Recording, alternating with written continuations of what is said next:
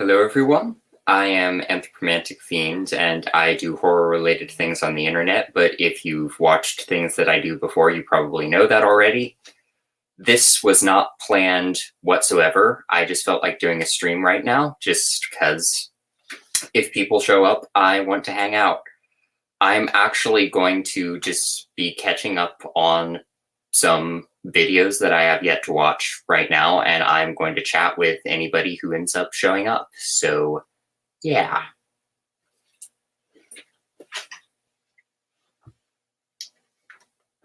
And if there's... Hi, Trenchy! I am doing a random impromptu live stream.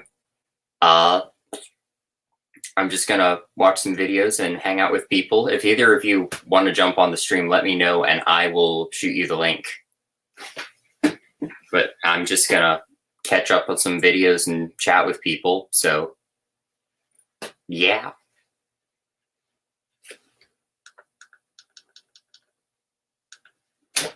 Hey, Rick.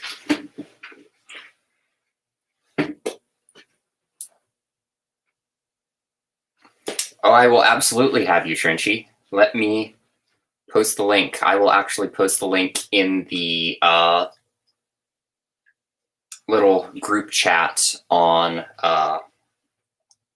Twitter. I actually decided to do this earlier because I didn't want to conflict with all of the other Friday night Hangout stuff, but I haven't done one of these streams in a while, and I just felt like doing the thing. So that is that.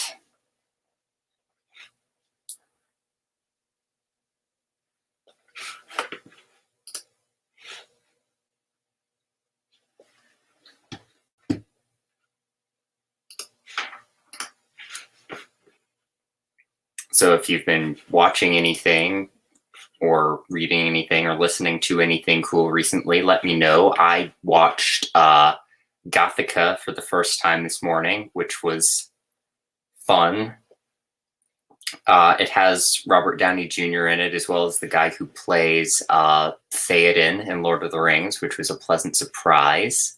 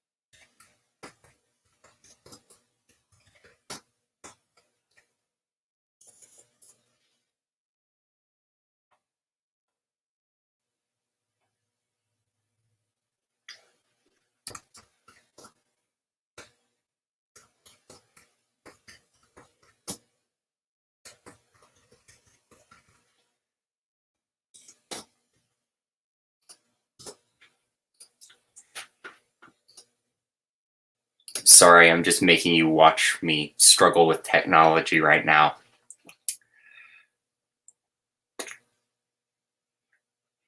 Please, just do the thing.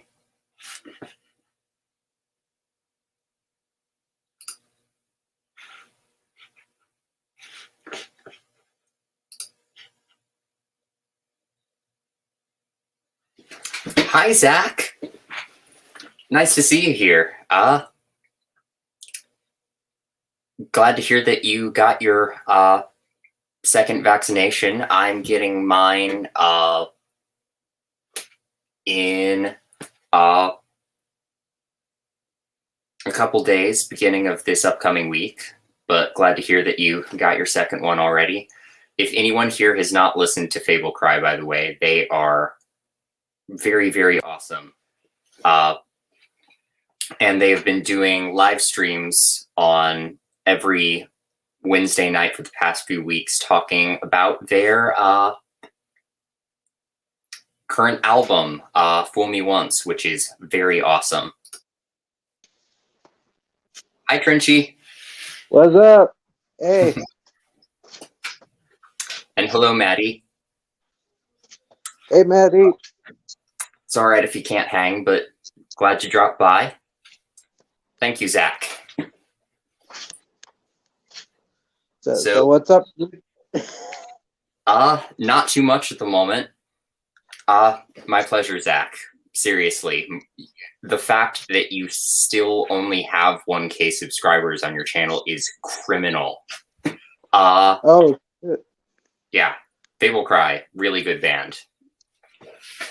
Oh, well, I'll check out the channel for sure. Oh, please do. They have a whole concept album that they put out last year, which is basically like seedy 1930s underground film noir stuff, but with vampires, and it's amazing. That sounds badass. It really is.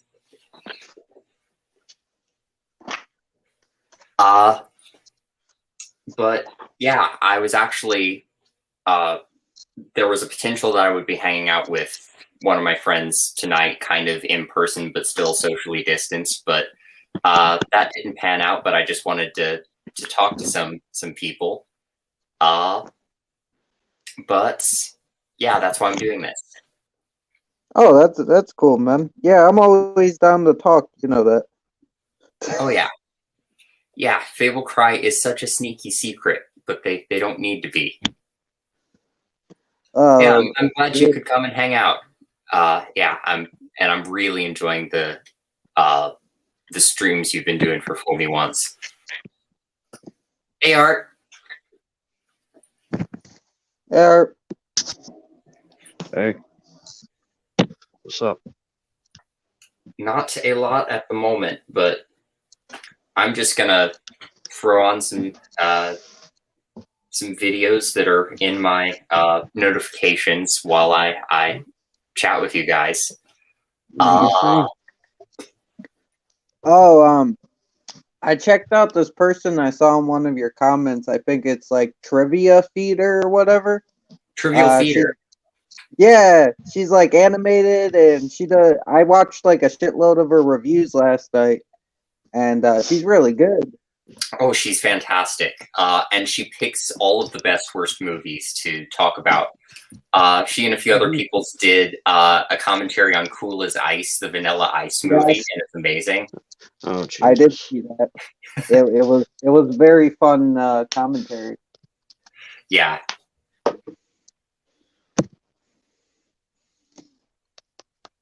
Yeah, man.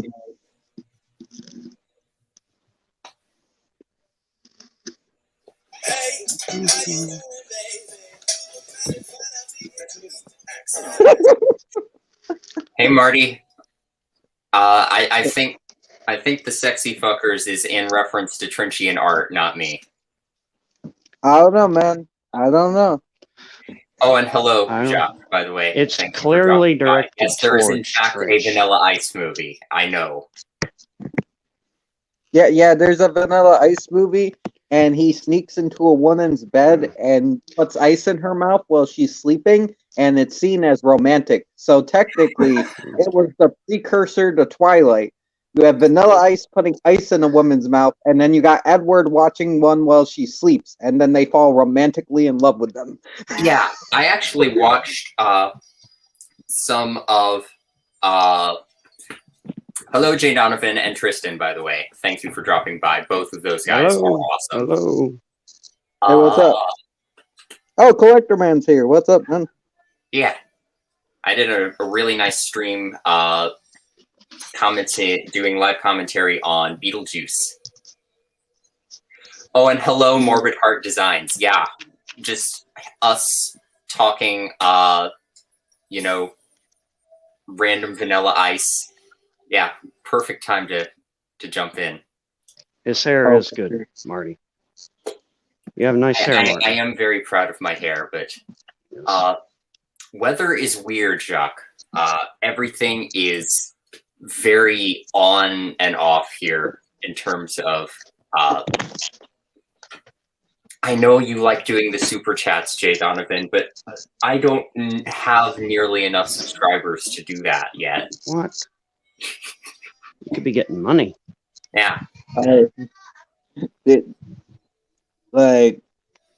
I mean, you could set up a PayPal because this guy like really wants to give you money. You get Trench on your stream. People start wanting to send you money and stuff. Yeah. I mean, he it's sent not- me it's amazing. his book. It's magic. Jay Donovan is an author, and he sent me his book, which I still need to read, but it looks really good. Yeah. That's dope. I will have to check out the YouTube channel. Cool. Yeah, Jay Donovan Steele, really cool guy. He hangs out on Girly Gore's Horror Movie Club pretty regularly. Ah, nice. I completely lost my train of thought. We were talking about Cool as Ice and Twilight. Yeah. I don't know how you made that connection, Trench. But It's a good connection, though. well, hey, we'll go with it. It was the precursor to Twilight. Then you got guys doing creepy shit, threatening the women, winding up in their bed while they're sleeping, and like doing inappropriate things to them. And it's romantic. That's romantic. That's not romantic to you.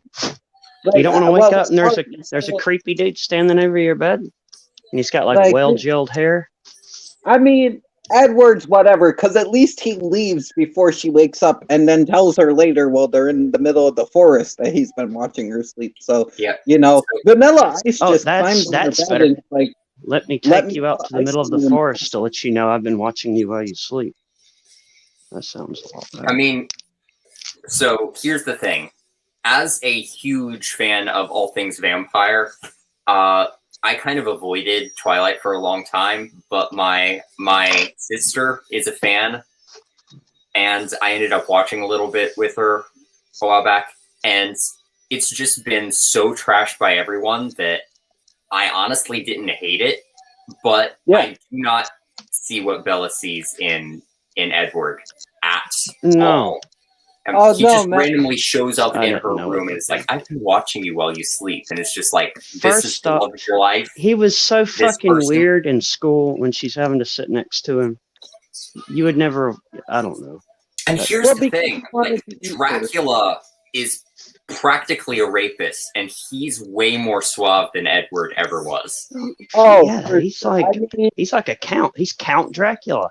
Yeah. You got two, in Twilight, you got two guys. You got Edward, who's like, who throughout the movie looks constipated because he's like wants to kill Bella, but at the same time he wants to like fuck Bella. And then you got Jacob, who's like, don't date me, I'm too scary and abusive. But when she's dating Edward, please date me. It's like, and then he like breaks her hand and shit. Like, this is, You've clearly seen this movie a couple of times, Trench. I've seen all the movies. My mom's a big fan. I've seen all the movies, and I've only seen. I've seen the first one. I've seen the first one and one of the sequels. It was okay. I like the third one. It wasn't the third great. one's kind of badass. Yep. Yeah, I've seen that video recommended to me, Morbid Heart Designs. I watched a really good one comparing two different Robert Pattinson movies, being The Lighthouse and freaking Twilight, and talking about how both deal with toxic masculinity, which was fun. Oh no. Yeah. But and to answer your question, let's see. My favorite vampire movie is Nosferatu, which is my favorite horror movie. But I love one of my favorite vampire stories is Carmilla, the Sheridan Le Fanu story. And I love Interview with the Vampire. Lestat sort of kind of does sparkle, but not in sunlight. Everyone likes Interview. That's a good one. I mean, the thing about Twilight is it's not a horrible idea. I've seen it done better, but it's just very badly executed. Yeah, very bad. I can't speak to it that much, but it's not the worst thing I've ever seen. I mean, hell, the later movies have Peter Murphy, who's like a goth icon in them. If you want young vampires, watch like Lost Boys. Oh, Lost Boys is my favorite. Yeah, dude, Lost Boys, or Near Dark. Yeah, or something. Yeah, something like and if you want really young vampires, watch Let the Right One In. Yeah. Yeah, exactly. I mean, the thing about Lost Boys is Twilight but from the male's perspective.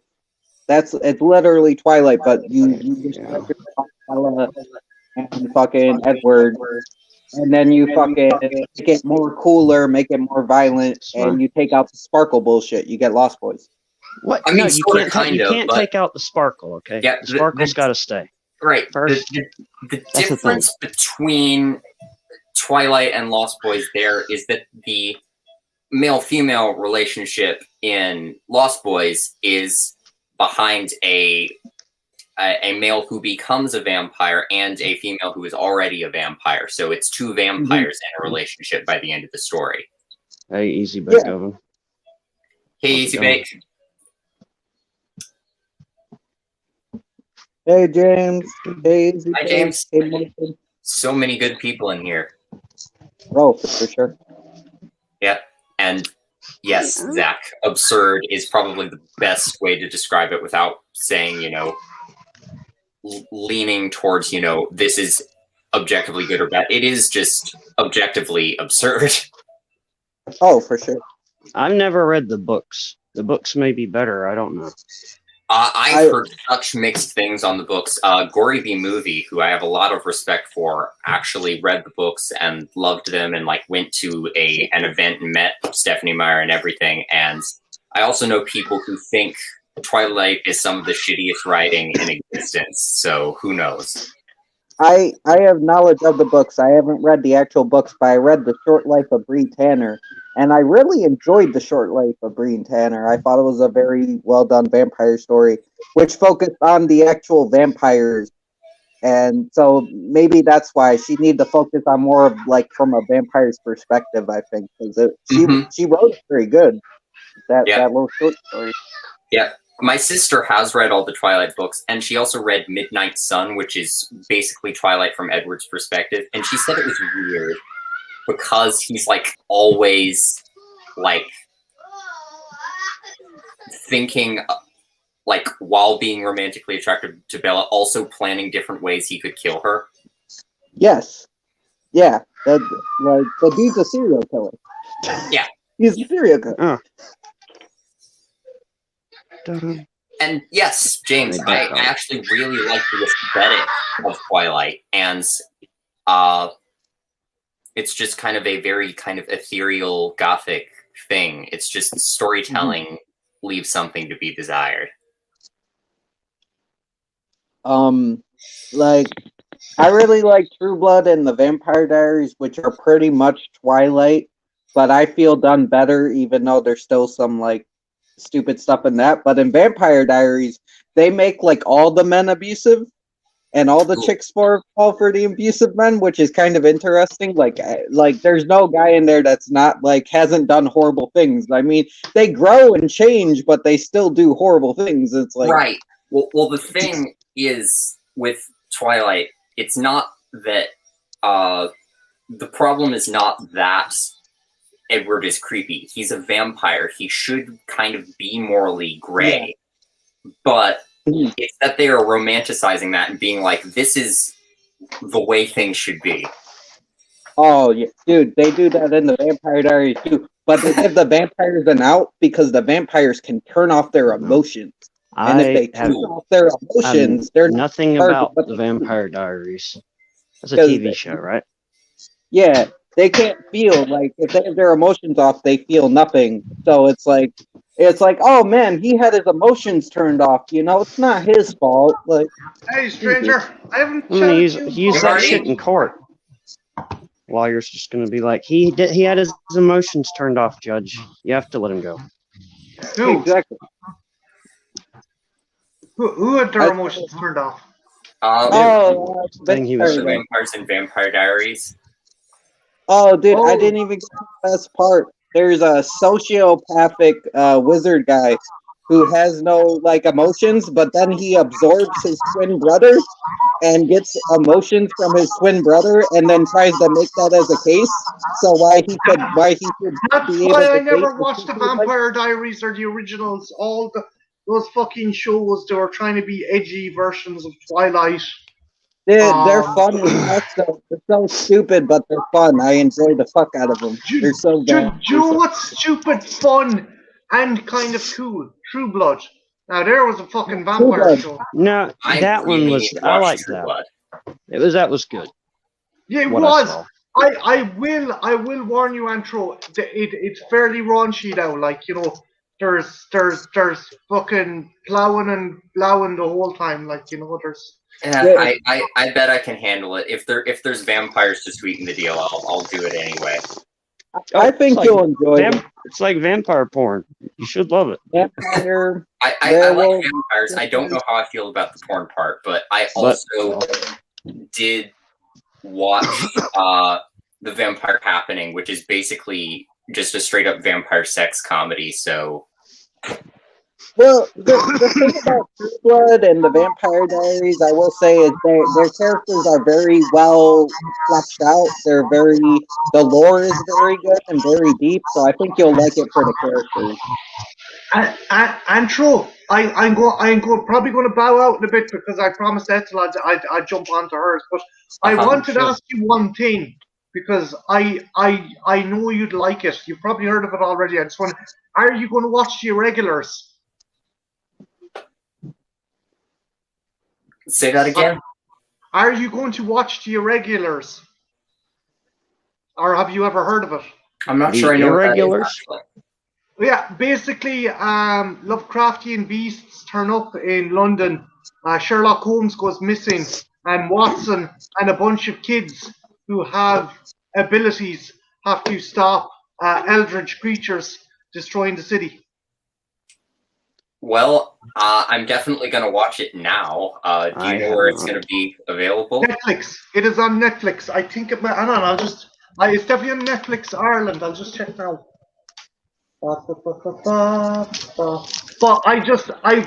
I was watching the trailer and I was like, who'd love this? Because this is pretty cool. And I was like, Antro. So I thought I'd stop by and check in with you. Yeah, that sounds about my speed. What time is Ethel's thing, Morty? I think maybe 20 past 12 or a quarter past 12. He said 7:30, so we got time. Oh yeah, it's different. Sure, it's different for me. The Irregulars, top 10. It's in top 10. Yeah, it's released now. It's a Netflix exclusive, so it should be.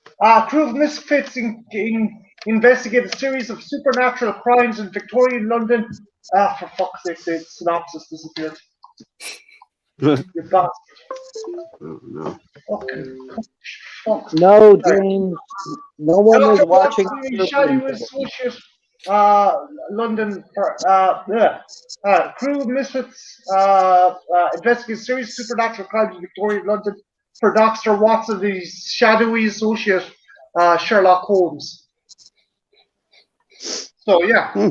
That sounds really awesome. Also, my cousin Ben is in the chat. He's Ben Right Human. He wrote the comic, The Letters of the Devil, that I reviewed a while back. Oh, Ben, What's up? is it available on any kind of? Is it available on the likes of Book Depository or Amazon, or could I buy it? Could I pick it up? He has a web store. I know the physical copies usually don't ship outside of the US, but he has digitals that you can buy. I think he can clear that up better than I can. No.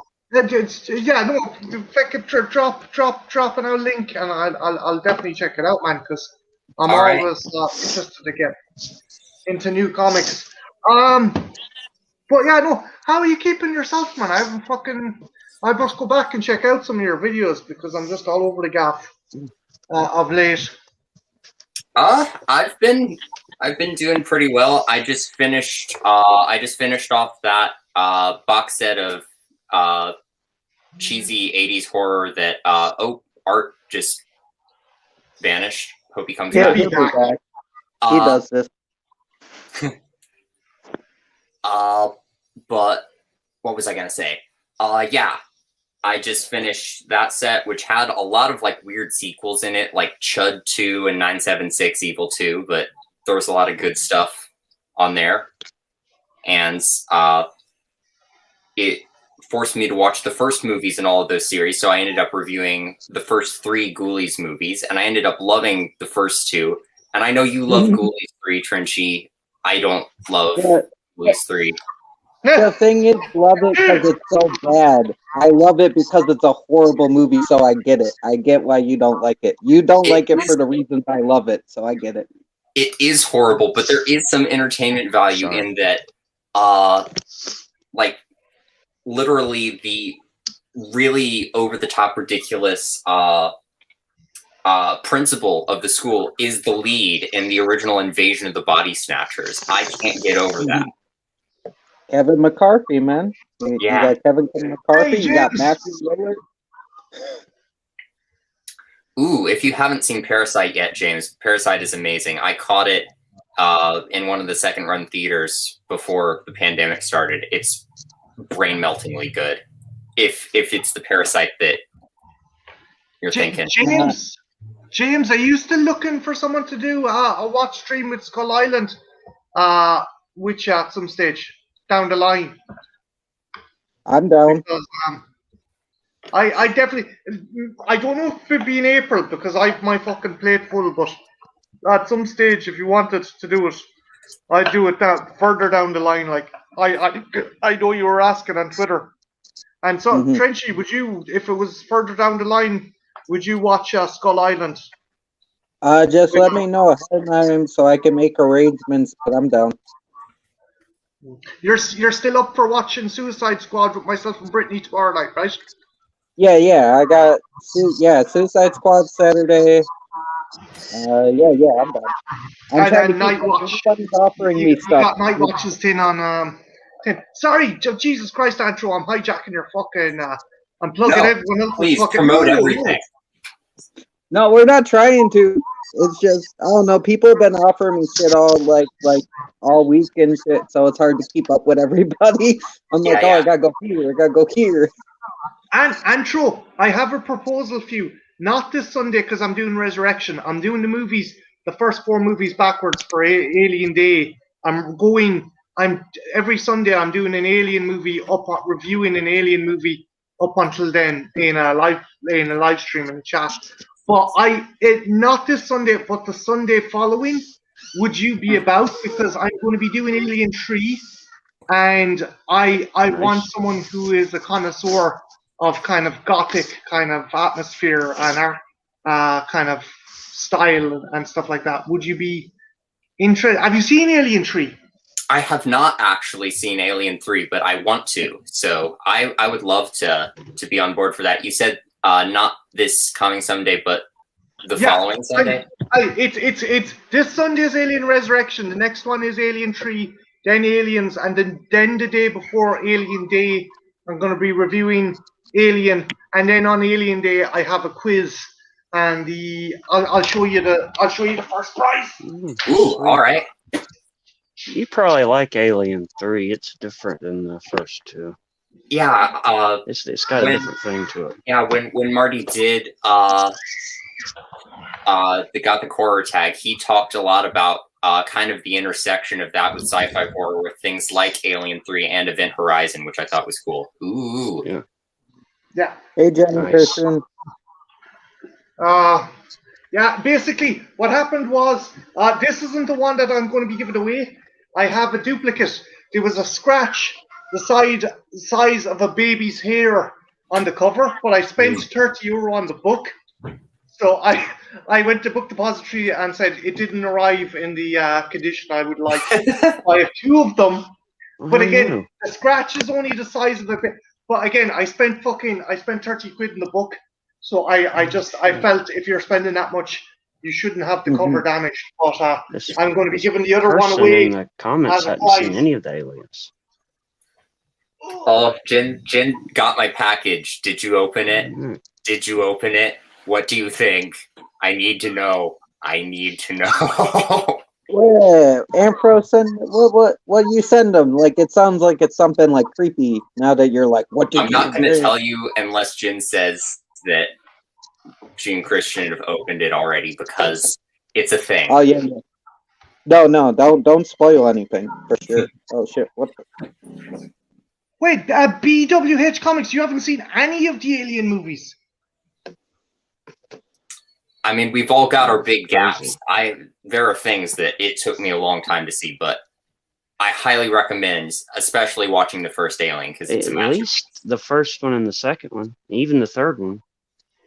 And Alien Resurrection isn't horrible. It's a good movie. I liked it. I think I gave I shocked Nightwatch because I basically told them the truth. So something I don't really kind of announce, but I actually think Alien 3 is the best out of the first three. Oh wow! I know. I remember that. James says Alien Resurrection is the only good Alien movie. Okay. James, There's more than one cut to it, right? Winona Ryder, man. That Winona Ryder power. And the fucking, like, caramel candy alien. The shaving cream alien. I really enjoy Prometheus as well. It's not perfect, but I like it. It's got some good ideas, but it keeps on jumping back and forth. But it doesn't know if it wants to be its own thing or be an alien movie. That's true. I feel like to some extent it succeeds at being both, but also not. It's kind of like the Hobbit movies in that way. Suck, Ty. Yeah. It's Jack. It's a film whose team is a jack of all trades and master of none as a result. Jacques, Phenomena is one of Argento's later movies, and it's awesome. It's got Jennifer Connelly in it, and Donald Pleasance is a wheelchair Can she control bugs in that one, Antro? What? Can she control bugs in that one? Yeah, she's got a telepathic connection with bugs and can kind of control them. Apparently, they're like also sexually attracted to her, which is bizarre. That sounds awesome. Like Donald Pleasance, when like one of them is like on her hand, he's like a biologist, so he's like, oh, this one's like exuding like these hormones that mean it's attracted to you, and it's just like, okay. So Jen says a review is coming soon. So I sent Jen and Christian Bigfoot Blood Trap. Oh, that sounds like a fucking masterpiece. It is one of the worst films I've seen in my entire life. So it won't be featured at Cannes. Definitely not featured at Cannes. I doubt it. The curse continues. Yeah, but I got sent the copy of the film from Evil Stevel, who hated it and did a rant review on it, and Evil Stevel got sent the movie by Dave Maggot. So it's kind of the horror community's little stupid shame letter now. Andrew, is this like a cursed movie that you have to keep on? Like, what's that movie? The SCI, the evil SCI that you have to. Oh fuck! It follows. It follows. The horror movies. Take it. I don't want it. Yeah, I mean, I watched the special features, and apparently, like, they had horrible experiences trying to make the film. Like, it was a cursed production too. Like, people were getting injured and stuff. And then the actual result is just garbage and miserable to watch. And now it's just getting passed from person to person. So it's cursed in. Which movie is it? Bigfoot Blood Trap. I do not recommend. Oh, God. That sounds like a. Yeah. I think Jen and Christian have reviewed it. I need to check it out. Slacks. Apparently, it's about a killer pair of pants. I really want to watch Slacks. I don't have Shudder is the thing. You don't. Let me talk to you on Twitter. Maybe we can work something because you should have Twitter. Yeah. I mean, you should have Shudder. You could be like arr, matey, kind of. If you catch my drift, Antro. You'd be like, Jolly Roger. Yeah. Okay. I kind of want to support the creators of these movies to some extent, though. But, sometimes you need to. Oh, James, you can't believe a Bigfoot movie was bad. Yeah. Shocker. Have you seen, actually, guys, Suburban Sasquatch? I was listening to... what is it? Red the Letter Super Media Spooky podcast, which Daryl Hook, Mr. Meat Hook, does. he loves Suburban Sasquatch, and he's like forcing it on everybody who's in all his podcasts, and they like resent him for it. It's fucking terrible. It's like if you ever wanted to learn how not to make a movie, you watch Suburban Sasquatch. You just man. I'm trying to picture, and is it literally like a Sasquatch in suburbia? Basically, like the hiding guy in a was trying bush? to do an environmental picture where, like, the Bigfoot comes into suburbia and starts murdering suburbanites, and it's up to a plucky journalist and a Native American girl played by an Italian woman stop the Bigfoot. No. Oh my god. Jacques says a horror film about cannibalistic Karens would be good. Jack, that's a Black Friday sale right there. That's not a movie. That's a fucking event. Yeah. And there is a great horror musical about Black Friday called Black Friday, which Trenchy turned me on. That is the shit.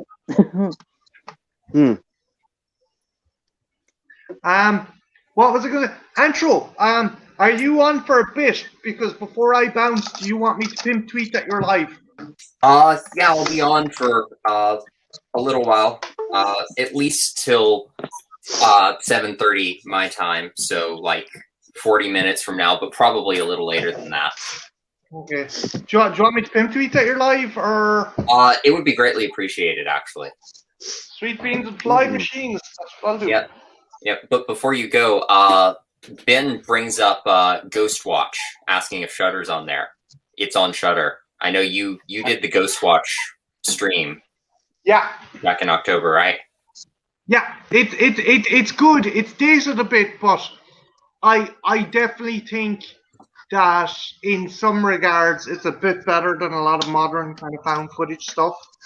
But it certainly shows its age. But if you haven't seen it, watch it. And if you get a chance, look online, because there's a couple of documentaries about it and how it was never rebroadcast on the BBC because of certain reactions to it, and also a suicide of a teenage boy as a result of it. Right. It was kind of the Orson Welles' War of the Worlds effect. Yeah. Yeah. They asked if it was on Shudder. I don't think we watched it on Shudder, did we? We watched it on something else. Well, I didn't watch it. I couldn't get it to work. What was I going to say? I'd say if you hunted around, you could probably find it. It was up on Shudder. I know that for a fact, but it's probably it might be gone now. I gotta log in and check it out. I haven't been logged in today for a little bit. Take care, Jen. All right, James has got a list of movies for us to pick from. He's saying picking between Parasite, original Jeepers Creepers, Don't Breathe, and Wrong Turn. Don't Breathe. Movies, I've only seen Parasite, so I would recommend that one. But what do you guys think? I know you said Don't Breathe, Marty. Yeah. Don't Breathe is good. I refuse to endorse any of the Jeepers Creepers movies. Of course. Yeah. I get why. Wrong Turn is one. I'll be the bad guy here. Jeepers Creepers is a good movie, but you should pirate it if you're gonna watch it. Yeah, but, don't give money to him. Yeah, don't give money to him. Like when it first came out on VHS. There's no need to even purchase it anymore. I mean, I'm not gonna lie, it's dope. I really enjoyed the movie. The first one was magical. It was like, that was good when I first watched it. I haven't seen it. It might be tainted now just because what of... Yeah, it is for me. Like, I have issues watching American Werewolf in London because of the whole thing. I never knew about the whole Twilight Zone incident. You know about that, Antro, right? I know we've discussed it on stream before, and I don't know all the ins and outs of it, but I know it was a fucked up situation. Essentially, Landis shouldn't have had those kids there. He shouldn't have been doing that kind of stunt. Vic Morrow was not physically able to carry those kids, and the whole setup was a disaster. He was like, well, weren't they worked to death? Like he was like working long hours for like. no, they weren't worked to death. The pyro went off in the tail rotor of the helicopter, which brought it down. It decapitated Morrow and one of the children, and the other child was crushed underneath the landing strut of the helicopter. Mm-hmm. Yeah, but weren't they like tired? So like they were like working like long hours. Not that didn't kill them. No. Maybe It wasn't that they were tired. They weren't supposed to be there. Kids it was were not supposed Jennifer to Jason be there Leigh's father. What? Sorry, Art? It was Jennifer Jason Leigh's father, right? Yeah, Vic Morrow. Yeah. Ben says he's got a stream over on Twitch soon, so he's going to need to duck out. But he also wanted to say that he's got a cryptid anthology that he's kickstarting, which sounds pretty cool. So look into that, and I'll have to subscribe to you on Twitch as well because I have not done that. So yeah, if you haven't checked out Ben's work, Letters of the Devil is really, really good. Mm-hmm. I watched your review on it. Thank you. But before I go, Antro, because I absolutely respect your opinion on this, what do you think is the most overrated vampire movie that everyone says is fucking magnificent, and you're like, it's actually a crock of shit? Fearless Vampire Killers, 200%. Really? Yeah. Is that because of Polanski's? Is that in kind of? Would you relate that to the my issue towards Jeepers Creepers? Well, kind of, but at the same time, I love Rosemary's Baby, so I think his sense of humor just does not connect with me at all. Okay. No. I enjoy that movie, but I could see why, and I would be a fucking hypocrite if I say I haven't gone back and watched it as a result. Like it is kind of sad because I love The Pianist and I love Fearless Vampire Killers and Rosemary's Baby, and it's just it does kind of fucking sour the experience and enjoyment. James, I love James's comment. Yeah, I saw Hotel Transylvania in theaters, and I had a blast. I own that movie on DVD. I don't care. I love Hotel Transylvania. I never saw any of the movie though. Like, yeah, I get where you guys are coming from, but I just choose to separate the art from the artist because it's like there are so many good movies that a lot of people have put in work in besides these people that I think deserve credit. And two, half of Hollywood is corrupt anyway, so half of these movies that we love. I suppose if we stuck to our scruples the whole time, we wouldn't end up watching any fucking thing at all. Like, we just have to make our own movies to watch. Just I know it's film ourselves acting out the stories. I get it. Like, I do get the principle. I just can't do it. Like, you guys are better men than me. I can't fucking do it. I mean, who am I to talk? I'm binging Buffy the Vampire Slayer right now, and all the BS that came out about Joss Whedon is everywhere right now. So, but I'm mostly doing that because of my love for all of the actors who are in that. Anthony Head, Sarah Michelle Gellar, Charisma Carpenter, all of them are really great, but Joss Whedon is a bastard, so. Dude, it's not your fault. Like, there's so many great movies with bastards in them. Beetlejuice has Jeffrey Jones, so it's like you can't escape it. You can't escape it. They're everywhere. Allison Mack and Smallville, they're fucking everywhere.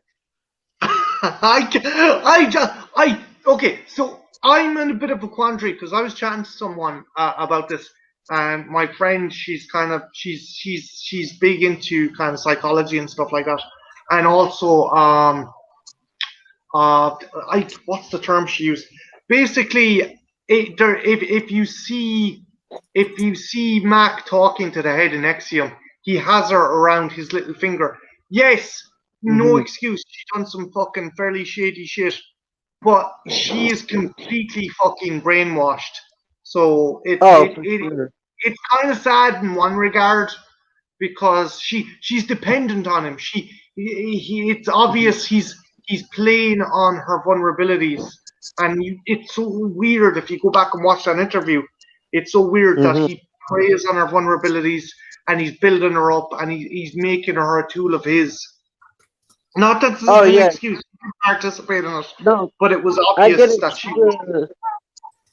she's a victim in her own right. I get that, but at the end of the day, you don't fuck with kids. I don't care. Like you might have been like controlled by him, but you could have fought back. You could have died before you did that. You know, you die before you hurt like you do that shit to kids. It wasn't kids. It was young women. I mean, were they under the age of 18? I mean, if under the age of 18, one of them was 17. Maybe you're right, but that's still a child. You don't. No. I'm not fucking justifying what he said in any way, but. No. My bad. I don't mean the look like. Hang on a minute. I gotta find it. I gotta find the guy's name, but essentially the fucking dickhead went off and he thought he was in an anime and decided to make himself a harem of fucking women. Fucking hell. Yeah. No, I wasn't trying to like do it like that. I would never do it like that. I get where you're coming from. I get what you're saying. No, I would never. My bad.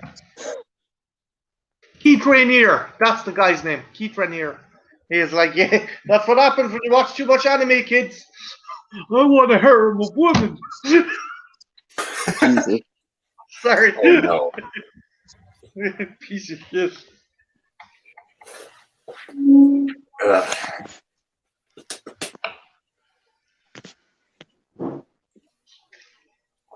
Jacques brings up Polanski's Repulsion, which I've been meaning to see for a while, but have never seen. Have you seen it, and what do you think of it if you have? I have. It's okay. See, here's the thing. I think Polanski, some of his stuff is really good, but he's definitely someone who sees a movie and goes, "I want to try and do something like that." Rosemary's Baby is like the satanic kind of the satanic scare of the 70s and stuff like that. So obviously he's influenced by that. Fearless Vampire Killers is definitely his kind of his love letter to Hammer Horror and stuff. Right. Repulsion, I think, is him trying to do Hitchcock. I think he's trying to do Hitchcock. And I'm not saying, and I'm not trying to fucking say he's a shit filmmaker. He's a shit person, but he's not a shit filmmaker. But I think if you want to watch something with a bit more substance, Andrew, check out a Hitchcock movie called Dial M for Murder. Have you seen it? I have. It's been a long time, so I don't remember it. But I went on a Hitchcock binge with my dad a long time ago. We both really like his movies. So fill me on what happens in that one, and I'll probably remember it. Guy stages what he thinks is the perfect crime to murder his wife. He stages it that when he calls, his wife will come out and answer the phone. The guy kills her. Stuff goes wrong, and then he has to kind of try and cover his tracks with mixed effects, to say the least. Right. I remember that one. Not well, but I remember it. I need to watch it again. He originally wanted to shoot it in 3D, if you can believe that. Ooh. And I think in limited cinemas it ended up. Just let me double check. Yeah. One of Hitchcock's most ambitious things, though, is by far Rope, which is like one continuous shot. Oh, yeah. Rope is fantastic. Yeah. Nice. Yeah, when he would run out of film, he would just zoom in on the back of like the butler in the room and then zoom back out. just to cover the cut. It was really clever. Yeah. You watched the Vince Vaughn Because I'm a Psycho contrarian, before the I'd original? probably watch the Vince Vaughn Psycho before the original. What? I mean, Dude, I'm not gonna lie. I in did like that a funny way. I did that too, man. And I actually thanked the Vince Vaughn Psycho because it helped me find a good Psycho. So it's like, you know, a good thing came out of it. Vince Vaughn's creepy, so I mean, it actually kind of works. I mean, if you haven't watched Freaky, please do, because it's Vince Vaughn is amazing in that movie. Oh, dude, I'm not saying Vince Vaughn can't play creepy, but he's not Norman Bates. Right. He just no. work as Norman. And I mean, in Freaky, he plays creepy a little bit, but then he plays teenage girl trapped in serial killer's body, which is so fun. I need to see that. I liked Vince Vaughn stuff in the early 90s, like when he was working with John Favreau and stuff, with Swinners, and what's the other one called again? I can't remember. Yeah, no, I said Swinners, and the other movie he was in, it's a sequel to it. Fuck. We'll come back. But no, it's just I think as the decades went on, he kind of got typecast into the goofy kind of fucking romantic comedy love interest. And then I saw Brawl on Cell Block 99. That's a fucking movie. Have you seen that, Andrew? I have not. I've heard good things. He uses a guy's head as a fucking ShamWow on a fucking concrete surface. Whoa. John keeps telling me about that one. Is that a new one?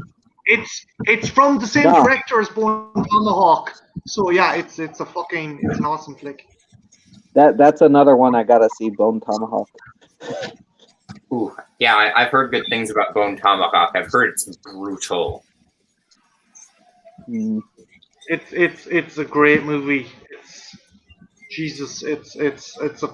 It's probably one of the best kind of horror westerns that's been out in a long time. Yeah, you did the horror western stream, which I unfortunately missed. What other movies did you end up talking about? We talked about Borrowers, which is essentially a creature feature with a posse of people looking for another posse of people, and Grim Prairie Tales with Brad Dourif and James Earl Jones. Have you seen that one, Andrew? No, but it sounds fun just based on the cast. Brad Dourif plays a guy lost in the desert, and he comes across James Earl Jones as bounty hunter, and they sit by a campfire, and Brad Dourif won't fall asleep. He doesn't trust James Earl Jones. So to pass the time, they tell each other ghost stories and freaky stories. It's a really good movie if you get a chance. I had others to mention as well. There was a one from the director of Cannibal Holocaust.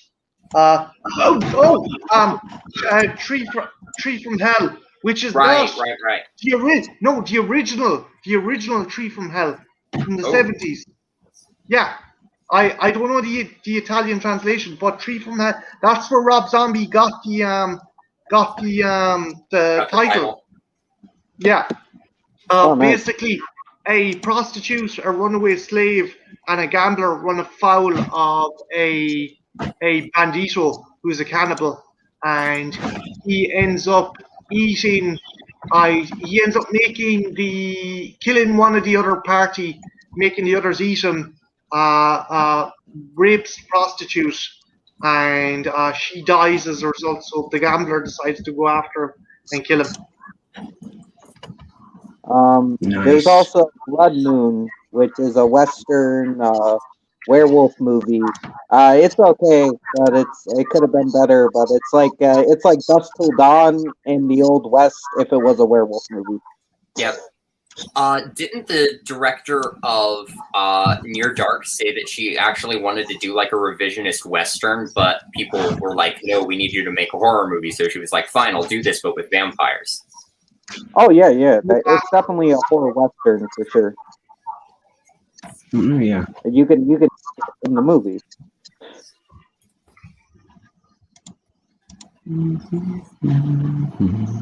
I'll try and find the name of that western. I have not seen Terrifier. I have not seen Terrifier either. I think Art the Clown is an amazing looking character. Yeah, he and looks cool. Yeah, I've watched some really great interviews with David Howard Thornton, but still have not seen Terrifier. After a while, it's like it's more about gore than it is about character development or anything. But it's really good. I really enjoy I've heard the it. movie. It's a kill fest. It's a kill fest. That's what it is. It's like you want blood, you got it. You know, that's what the movie is. It's a slasher, but it's more about the gore than anything. It's a gore slasher. Mm-hmm. But I really enjoyed it. I like the movie. Yep, just looking at the way David Howard Thornton just pantomimes the character of Art from what I've seen is really cool. And I think Zach is referring to Terrifier, but the character is better than the movie around him, in my opinion, but solid character work. That's kind of the sense I got of the film, but I haven't seen it yet, so can't really say. Yeah, I do find that it was very much shock for shock's value. Like, I mean, yeah, that's what it is. They don't. Like Brad did an interview with David Thornton. He did a great interview with him, and they're like, yeah, it's a gore fest. I mean, I still need to watch that, and the one he did with Dylan Von Harvey. Oh yeah.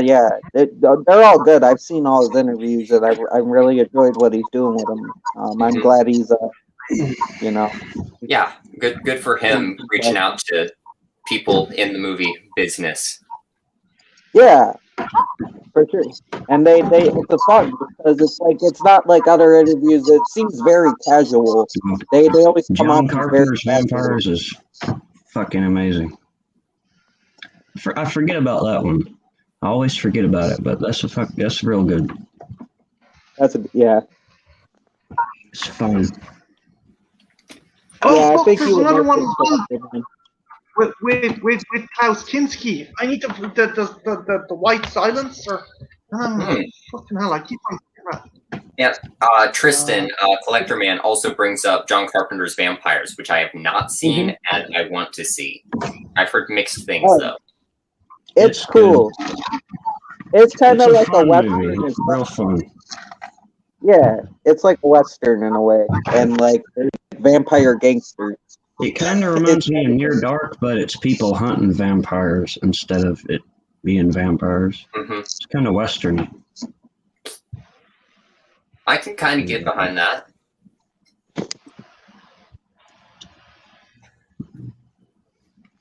I don't know about the sequel though. That had a.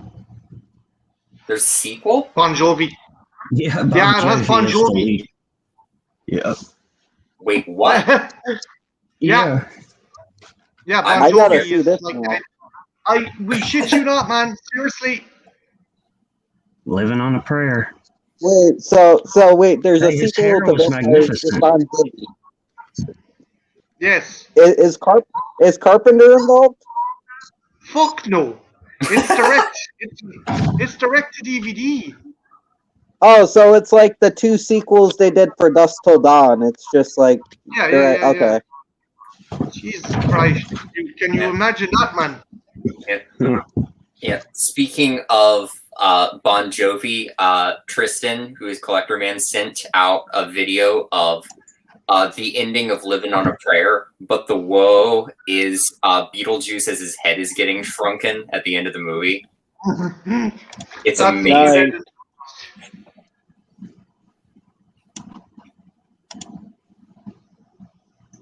I think it's just called Living on a Prayer Shrunken Head Edition. It's great. Nice. Oh, I think I've seen that. I haven't watched it, but I've seen it going around. I have to actually watch it. Oh, it's fun. It's very short and it's very stupid, but I love it. Did you check out the Phantom of the Opera cover? I put in the Discord? I haven't. I really need to. I'm sorry for not getting around to that yet, but Oh, looks no, amazing. no. Take your time. I'm not trying to push anything, but I All think right. you'll get a kick out of it. It shouldn't Mhm. work because that song is so gory and the movie's so beautiful, but it's just funny how it's executed. Mhm. Okay, so Andrew, The Great Silence. It stars Klaus Kinski as a bandit who kills the sheriff of a local town during a blizzard and leaves his body out to rot. And for some reason, the snow brings the sheriff back to life when he decides to go after the gang. That sounds pretty cool. Who Marty, directed I'll that see one? you Do over. you know? I'll see you over on Ethel's thing. All right. All right. Take care, Art. All right. Yeah. Are you okay if I bounce as well, Andrew? Yeah, me and Trenchy and everyone who's in the chat can just hang for a while. If you're ready to go on to Ethel's thing, that's fine. Well, I told her I would be there too, but I'll hang here for 5 more minutes or so.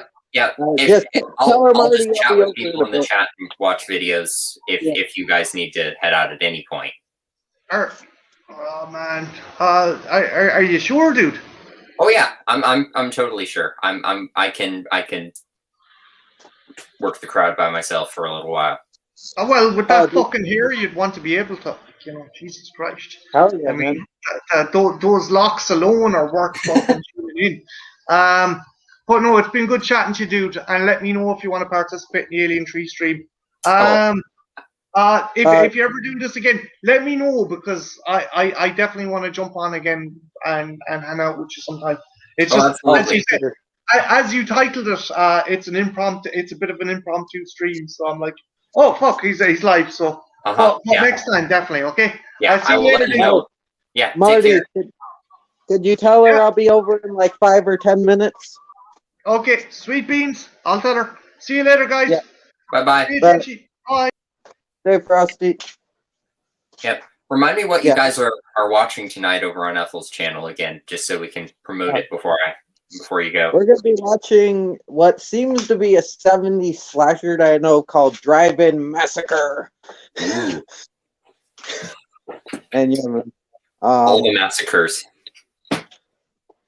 All the massacres for sure. Mm-hmm. Yeah, I'll hang for a bit. I don't want to leave you hanging. And I got time. She's not starving for a little bit. Mm-hmm. I'm sorry to hear that you had a crappy weekend, Jack, but I hope we can make things a bit better for you. Oh, for sure, man. We all get those lows. It happens.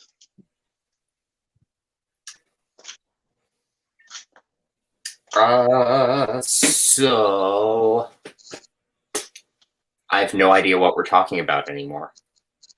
Dude, I found something dope on YouTube. I haven't watched it yet, but it looks right up my alley. It's called Cannibals the Musical. Oh, I've heard about that. It's made by the people who did South Park, and it's about an actual incident of cannibalism, but it's a musical. Yeah, I think it's about the infamous Donner Party. Yeah. Which I'm always in for that. I love that story, and so I don't know. I thought I'd pass that along. I saw it on there. I'm like, I think Amphro would like this as well. I'm always down for a horror musical. I think maybe you saw my Letterboxd review, but I did watch Stage Fright as well. I saw it. Yeah. That is a fun movie. It's not on the level of a Repo or a Sweeney Todd or an Anna and the Apocalypse, but it is fun and it is dumb. Oh yeah, I'll have to check it out for sure. Dude, it's hard to get up there, man, because it's like, and like movies like Anna and the Apocalypse and Repo and Sweeney Todd are on a whole other level, and Rocky Horror Picture Show as well. You got to throw that in. Yeah, Rocky Horror. Yeah. I mean, Lloyd Webber's Phantom of the Opera to some extent, Phantom of the Paradise. There are so many good horror musicals. I gotta watch the musical version. I know everybody. It's I think Joel Schumacher did it, and everybody shits on it. But I like some of Joel Schumacher's work, so I'll check it I out. mean, he directed The Lost Boys. Come on. Yeah, dude, he directed The Lost Boys and he directed Flatliners, which Flatliners is seriously underrated. I really need to see Flatliners. Yeah, dude, make sure you see the one from the '90s though, not the remake with Nina Dobrev, the one with Kiefer Sutherland. You want as yeah, I know the remake's got Elliot Page in it, who I really like, but yeah. I really haven't heard anything about that version, so. I mean, it's okay. I feel like it's just like a bland rehash of the original. I feel like it didn't bring anything new. I mean, I like the actors. Like, I like Elliot Page. I like Nina Dobrev. I think she's dope. But yeah, I just felt like they're rehashing, and they have Kiefer Sutherland in there playing like. He has a different name, but apparently he's supposed to be the character from the first movie, but he changed his name. But there's nobody applies that at all. So it's like, what the fuck? Well, Zach brings up Shock Treatment, which I really need to see. Oh, yeah, man. Yeah, especially because Jessica Harper from Phantom of the Paradise and Suspiria is in it, playing Janet. Oh, yeah, for sure. I mean, Collector Man, I'm not happy about that either. But in the end of the day, he made Lost Boys, so I think Lost Boys makes up for Batman. Yep. I think I still haven't. Yep. I've had a 4-pack of the Burton Batman movies and the Schumacher Batman movies for a while. I still haven't watched the Schumacher ones, but I kind of get a sense that knowing how dumb they are, I'm going to really enjoy them. I mean, the fourth one, like the third one's fun. The fourth one has a lot of issues and is like too dumb, but at the same time, I appreciate some of it. I've grown an appreciation for some of it. I know it's kind of trying to get back to the campy tone of the 60s series, which I love, but kind of mixing it with what Burton set up, which is weird. Yeah. I mean, it's very interesting. I mean, like, Forever, you could claim is more of a mess because it's so tonally different. Like, you got, like, the campiness, but you also got the darkness still there. Well, the Batman and Robin's just straight up campy the whole time. I mean, I still like Batman Forever, but it does have that tonal disagreements, you know? Yep. It is like, weird. Yep, I've heard some people say that, I forget the actor who plays Two-Face in that one, but he's kind of out Jim Carreying Jim Carrey in that movie. What happened is Tommy Lee Jones decided he didn't like Jim Carrey, and he was going to try to out-wacky Jim Carrey, which you don't do, and I think ruins the character, because I think it would have been cool if you have Jim Carrey as the Riddler being over the top, and then you got Tommy Lee Jones doing what he does best, being a stoic badass as Two-Face. I think that would have been perfection.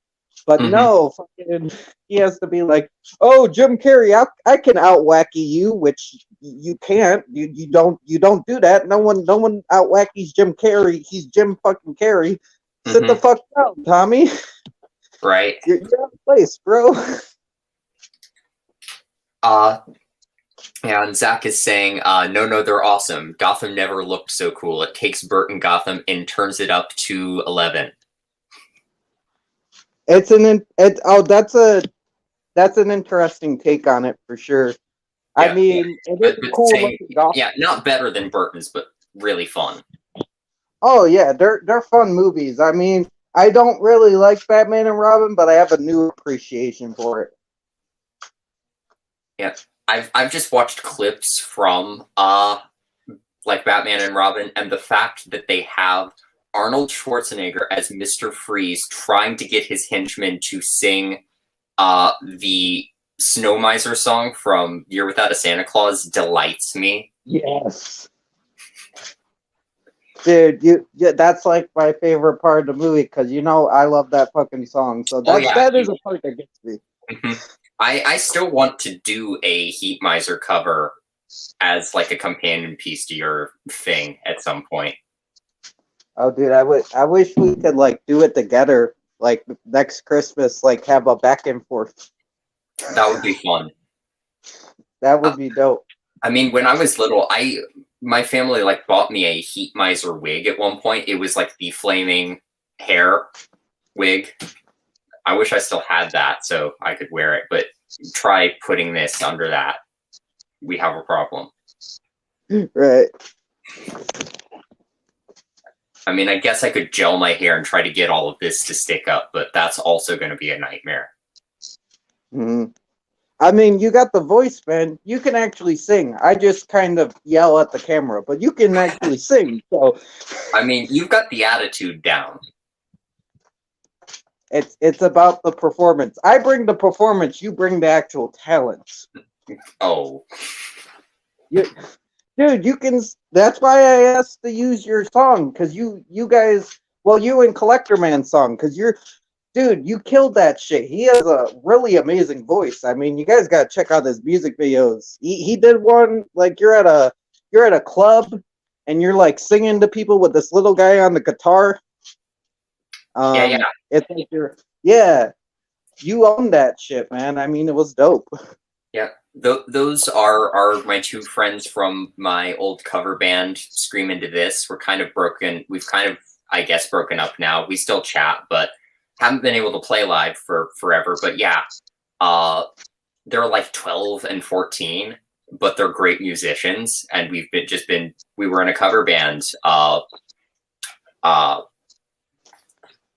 program at the local music store, and we've just been doing that for a while. I mean, dude, but like you were killing it. Like when you were singing, like I love your growls and stuff, and then that little kid started singing into the mic, and I was like, oh shit, dude, he killing it. At that same show, he took all of. I stepped off of the mic, and he sang all of Seven Nation Army. It was great. Is that videotaped? I kind of want to see that. I have a full tape of a different concert we did. Maybe I can make a private video and send it to you, or upload it with his permission or something. But yeah, we've got that taped. For sure, with his permission. I don't want any non-permission, but if this dude's singing Seven Nation Army and carrying that shit on his own, because that's a hard song to sing. I mean, he's got some talent, man. Oh, you're talented too, Tristan. You're a great lyric writer, and you've posted some singing stuff on your channel too, which is good. The Tom Waits video is nice. I gotta check out his singing stuff. He's got to be better than me. But that song you wrote was magnificent. Oh, I love that. He's got other like lyrics and poetry as well, and I want to adapt some of that at some point as well with his permission. Yeah, I mean, that's why I asked you guys. I'm like, this has to be the song for the end credits of the Halloween Hootenanny highlight reel. There's nothing more perfect. Right. I mean, How far along are you with the Hootenanny? I took a break, but I'm coming back to it. It's just I'm making a couple trailers for some people's channels, and I got to make an intro for another guy. But then after that, I think I could get back into it. Right. Yeah.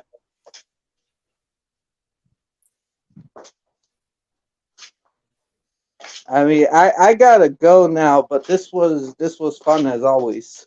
Oh, pleasure was all mine. Thank you for taking the time to chat with me. Oh, dude, you know I always love chatting with you. It's always great, like when you're around, and I hope I'm not annoying. It's like every time I do a stream, this guy comes on, but it's like I love chatting to you. It's always nice, and I don't really get a chance to as much as other people. Absolutely. Yeah.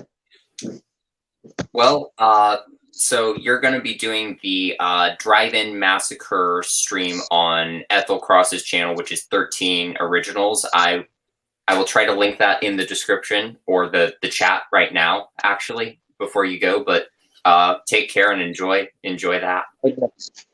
Yeah, stay frosty. And then, like, you guys can always catch the replay if you You should sit and chat with why am I saying Ethel? With Amfro as well, man. But yeah, we'll be over there for a while for sure. Mm-hmm. I'm not trying to steal your audience. Oh, not at all. I started this stream earlier because I knew Ethel was doing her thing and the Slash Brothers do their thing at 9, and I didn't want to overlap with those too much. So you go have fun. Oh, for sure, man. Yeah, you have a nice night. Stay frosty. You too. Bye. Bye. And then there was 1 or 6 if we're counting all the people in the chat. So thank you for sticking around with me. I'm gonna keep chatting with everyone. Thank you, Tristan.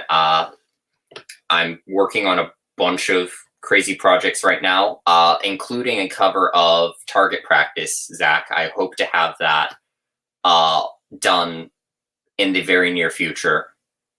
But as soon as I get the chance to adapt some more of your lyrics, Tristan, I will.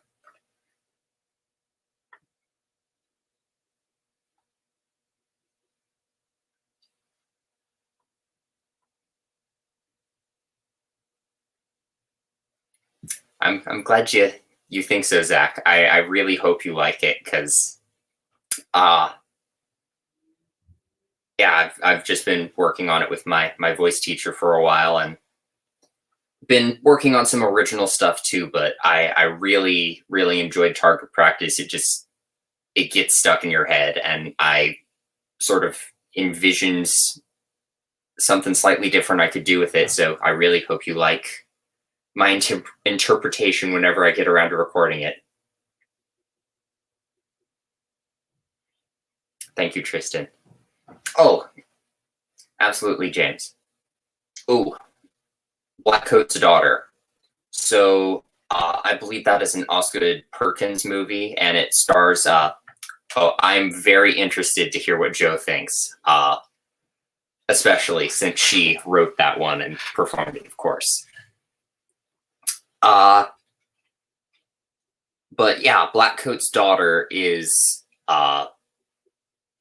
it's a really good movie. It just didn't hit me quite the right way. It's got a great kind of non-linear structure to it, very dark, very atmospheric, but it's just such a downer that I don't know if it connected with me the right way. I really like Gretel and Hansel, Perkins' more recent movie, a lot more. It kind of spoke to me more, if that makes sense. I can go more in depth with that if you want me to.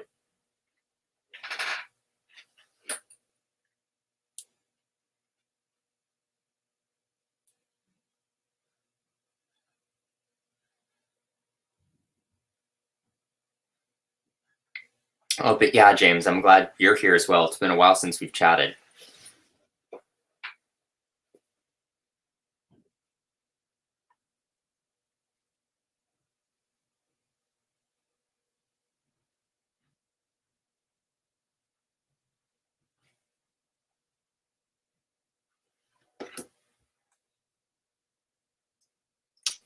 So I've talked about Gretel and Hansel a little bit more in depth in my favorite horror movies of last year video, but oh, take care, Zach. Really nice having you here. I've enjoyed all of your music for a really long time, so it's just an absolute pleasure just being able to chat with you like this. So yeah, you have a good weekend too, and yeah, take care. I look forward to the next Behind the Curtain stream.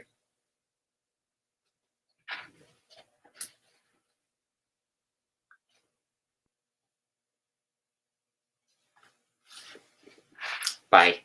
Bye, Zach. Yeah, I've kind of been out of the loop on what you've been doing for a while too, James. So just let me know whenever you dropped anything new. But yes, back to Gretel and Hansel. I managed to see that one in theaters last year on Valentine's Day, actually, which was fun. But it had a very similar kind of atmospheric vibe to The Witch, with but kind of in a more timeless way. It's very not of one particular time period. There's a lot of 80s synth to the soundtrack with a kind of nebulous period setting, which is what a fairy tale should be, I think. It should be timeless. And then I liked that it focused a lot more on Gretel and kind of her trying to navigate between these really aggressively masculine people. Like, basically, she's told to go serve this family, and the leader of the family is like basically asking her for sexual favors. And she's like, fuck this, I'm leaving. And then once she and Hansel leave and go to and end up at the witch's house, the witch is like this aggressively extreme feminist, which I kind of love. She's very empowering, but she's like the kind of character that very literally eats men for breakfast. And probably women and children as well, but the focus is on men. Also, mostly children. But she's definitely got her eyes on Hansel and is kind of grooming Gretel to be her successor as the next witch. And Gretel has to navigate between this kind of extreme feminism that is like all men are pure evil and we should devour them, and this horribly misogynistic masculinity. And she just kind of walks between those two extremes and becomes her own person with her own ideas that isn't governed by either of those two things. And I just love that. I'm sure that if I analyzed Blackcoat's daughter more, I would get a lot more out of it, but I also just love the kind of comfy dark fantasy aesthetic of Gretel and Hansel. And yes, Jacques, definitely Company of Wolves vibes to Gretel and Hansel. I did actually just watch Company of Wolves for the first time recently, and I loved it. I love Neil Jordan as a director because of his work on Interview with the Vampire, and I love Angela Carter's work in The Bloody Chamber. All of that writing is fantastic. And it was cool to see... why am I blanking on her name? God damn it, why am I blanking on her name? Let me remember who was in Company of Wolves.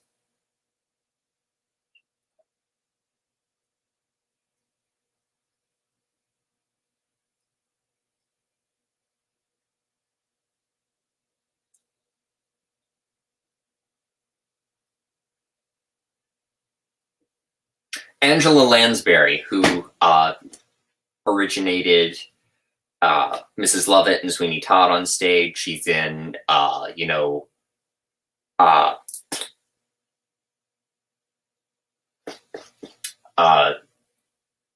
Beauty and the Beast as Mrs. Potts. She plays the grandmother character in Company of Wolves, and I love that.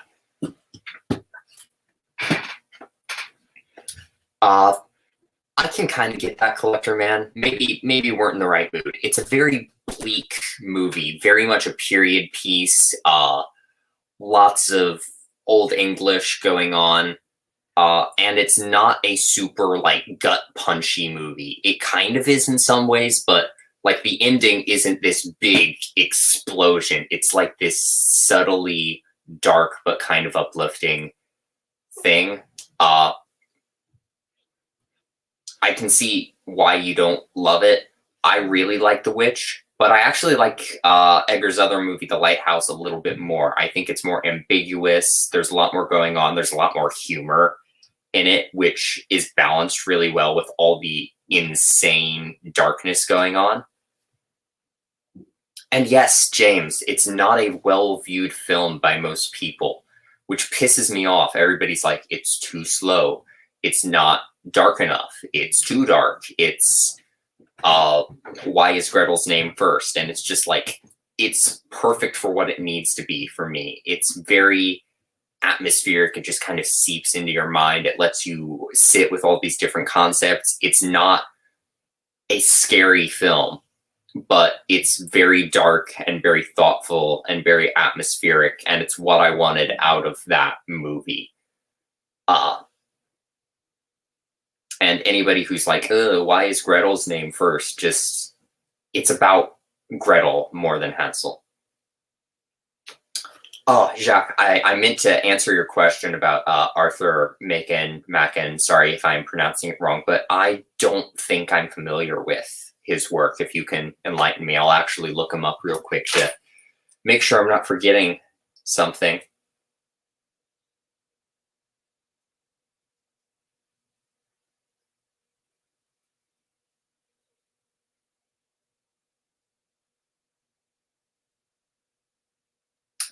Welsh author, wrote The Great God Pan. I don't believe I've read any of this guy's work, but he sounds up my alley.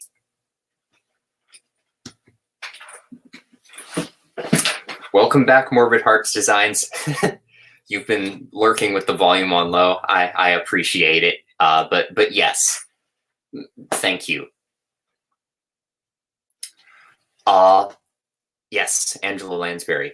I know it's a bit off topic, but I appreciate it. I have not seen Bed Knobs and Broomsticks in years. I have seen it. I remember enjoying it, but it's been so long that I barely remember it. I really do need to revisit that one.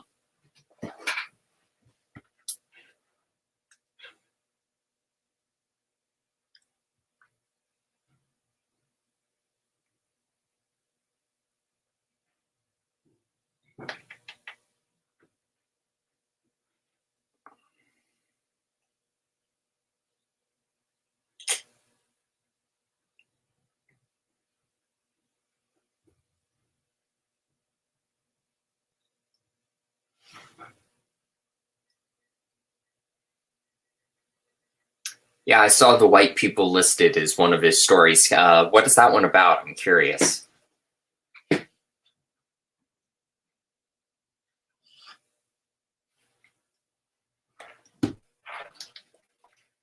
And apologies for the awkward silence. I'm just putting on some more background videos to watch. If anyone is curious as to what I'm watching, if anyone cares, let me know. Yeah, 24 years ago would be pretty young. But yeah, I need to see Bed Knobs and Broomsticks again, because I remember it being a pretty good movie.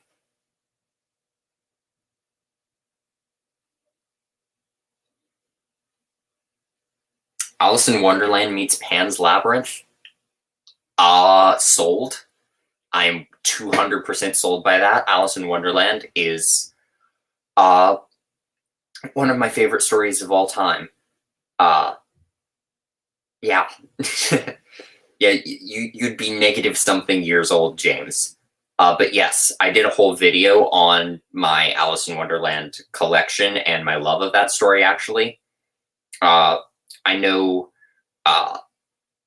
Lewis Carroll or Charles Dodson himself was probably kind of unsavory as a person, but the story just taken on its own, I see as a child kind of confronting and pushing against kind of the absurdity of adult society to some extent, which I think Pan's Labyrinth also addresses really, really well in a much darker and more political way.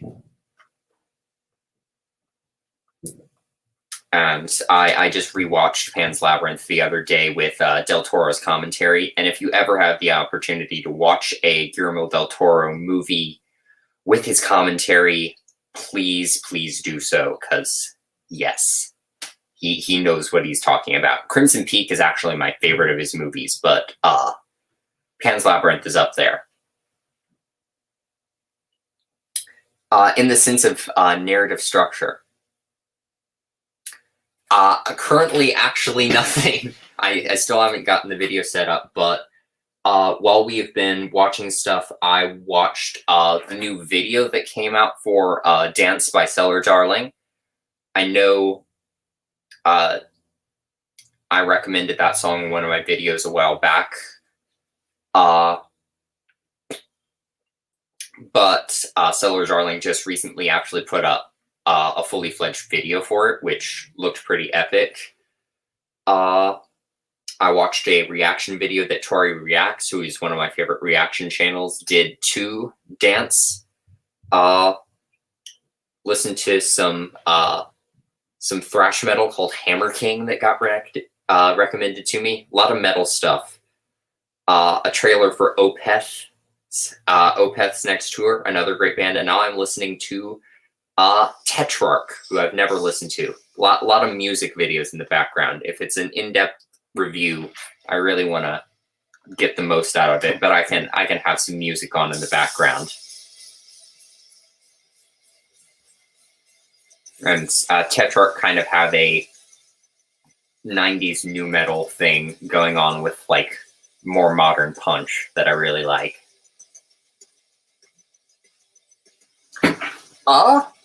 In terms of what I've seen of the aesthetic of Neon Demon, I can definitely see some Suspiria parallels, but I haven't actually seen Neon Demon yet. I know it's kind of about the horrors of, like, working in Hollywood to some extent, but I haven't actually seen it, so I do not know. But I do want to see Neon Demon, just based on the aesthetic. Ooh, Jakey Lee's new band, Red Dragon Cartel. I will check them out, because I have not seen them. Ooh, adding a bunch of horror movies to a watch list. Let me know what kind of things you have available to you, and I will recommend things if I can, because I have my own personal watch list of things that I want to watch, and I have a bunch of Letterboxd reviews that I can look back on just to see what I've been watching lately.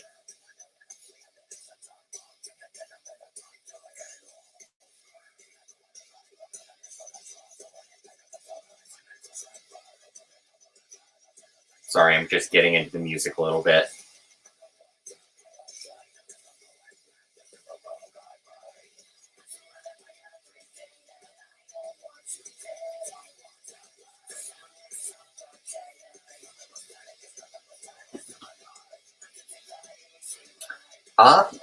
You're bringing me a lot of things that I'm not familiar with, Josh. Tell me about Death in Venice. I think I actually have heard that title before, but I don't really know much about it.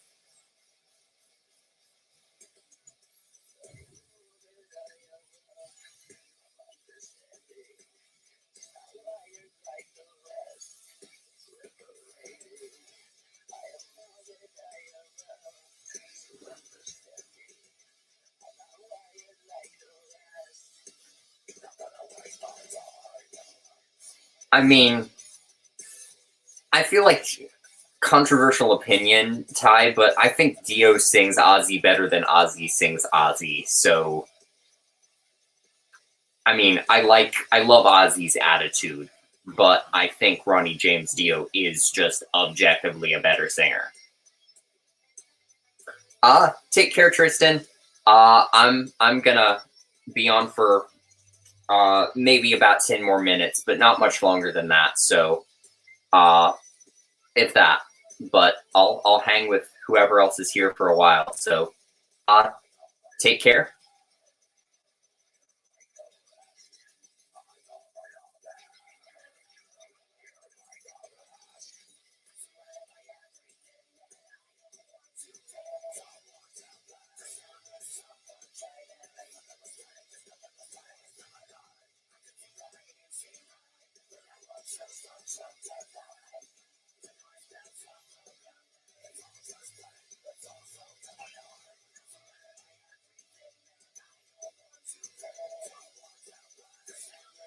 Oh, Tony Martin, you think is the best Sabbath singer. That is definitely a controversial opinion. I'll be honest, I haven't listened to a lot of Tony Martin era Sabbath, actually, but I want to.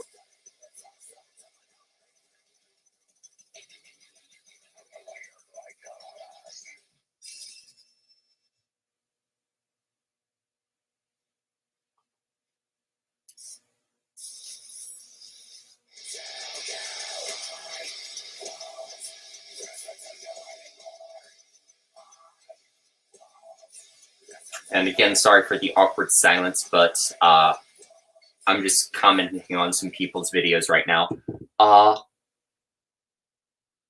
It's a film about a composer who grows weirdly attached to a young person during a plague that intrudes the city. Interesting. I have no idea how I will feel about that, but it sounds cool. I'm curious. Yeah. But you haven't seen it yet either, so I don't know. Yeah. I might check out the full albums. I usually don't have time to listen to full albums. I just cram my day full of things. I just listen to albums a little bit at a time in my CD player. And I listen to assorted songs and podcasts on Spotify. But yeah, via the Neon Demon. Interesting.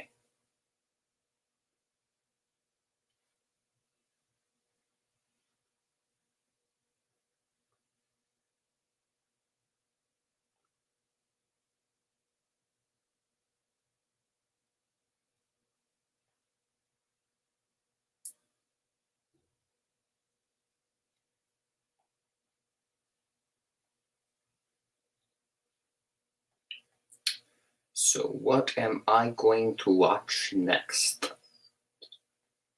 Horror Guru has uploaded a Godzilla vs. Kong vlog, which I'm going to wait to watch. I still have not seen Godzilla vs. Kong yet. I have not listened to. I've done that before too, Junebug, but I prefer listening to like my personal Spotify list just because it's all my favorite songs in one place, and it just makes me feel happy and more motivated to do chores. And then I listen to podcasts that friends and people I really respect do. But tell me about Purity Ring, because I'm not familiar with them or that project or whatever Purity Ring is.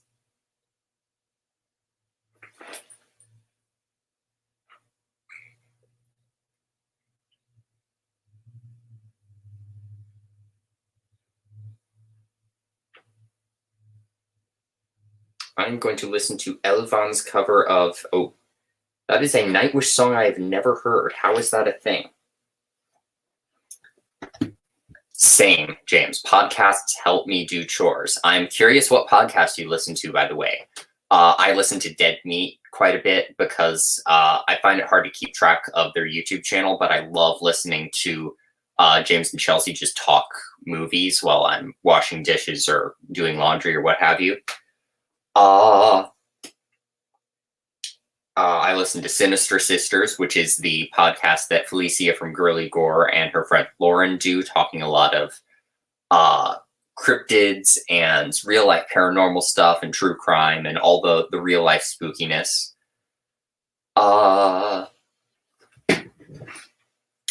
And I listen to a lot of podcasts. Those are two I listen to pretty regularly. I love the Super Spoopy podcast that Daryl, Mr. Meathook on YouTube does. Yeah, I listen to a lot of different things. I couldn't list them all. I listen to way too many podcasts, actually. Yeah, I remember you recommending her for Van Halen, but which one do you think she would suit better? Because I know you would love her to just front both of them, but if you had to pick one, which? Music duo from Canada that uses synths and poetic lyrics. I'm down with synths and poetic lyrics. I may actually look up some Purity Ring after I listen to Forever Yours by Nightwish, because that is a Nightwish song I've never heard, and that is unacceptable. Actually,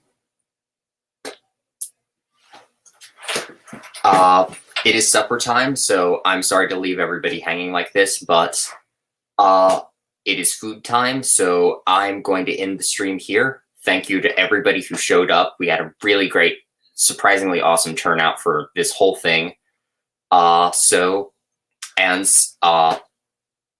If you follow me on any of my social media stuff, send me some of that horror pastel artwork shot, because that sounds really cool. But I'm gonna jump off now. Please take care, everyone. So that is probably the worst, most convoluted outro I've ever done, but thank you for watching my live stream, and hopefully I'll see you in my next video. Bye, and hi, Alex Big Blue. I'm literally ending the stream now. Sorry.